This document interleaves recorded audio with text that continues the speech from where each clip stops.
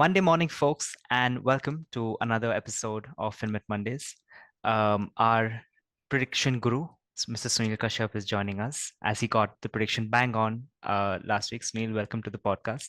Could you recap some of the action and some of the events that kind of led to this entire trajectory for last week? 1940 did hold, and that's why it bounced from there. The interesting thing for me was, however, that it went all the way to 1980, and then clearly there was resistance, right? And in a very short period of time, on Friday, it fell from 1980 all the way down to 1948.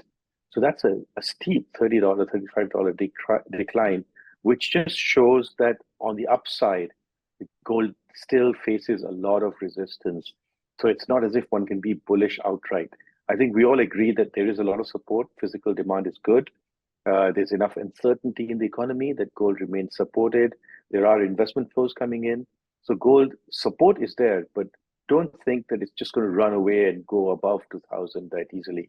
This price action on Friday clearly shows us that we're range bound now between probably 1940 and 2000 for a few weeks to come. Just like the payrolls data, I'm sure there might be other events that could also affect price action this week. There are any specific events? Yeah, I mean, I think one thing that's clearly happening is that the inflation data in the US is coming in stronger than people expected, and that's influencing what the Fed does with interest rates. Will they pause? Will they increase? Definitely, any decreases are out of the table. So right now, the worry is that if the CPI data, inflation data, or other similar data points for inflation in the US are strong, the Fed may actually increase in June or even in July. And that would be very bullish for gold. I think it will show that inflation could get out of control and then gold may suddenly surge. Definitely. One of the achievements this week from FinMet was an MOU that we signed with IBJA with regards to PMLA.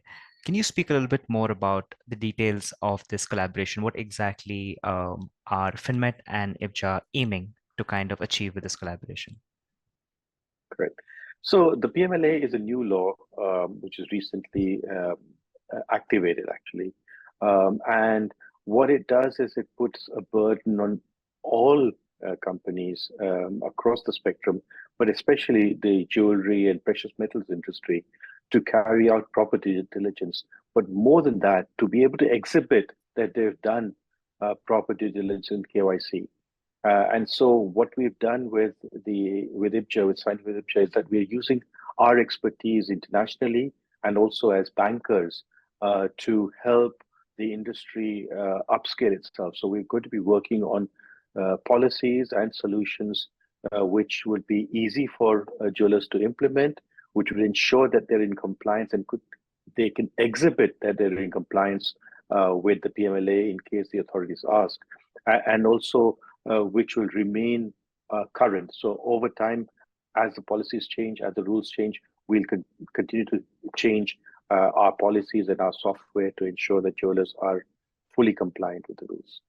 Well, thanks, Sunil. Thank you for sharing your some insight into this. Definitely a very topsy-turvy few weeks that we have ahead with the Fed meeting on June 13th, with the inflation readings coming out. So let's see how the markets shape up. But till then, thank you so much and see you.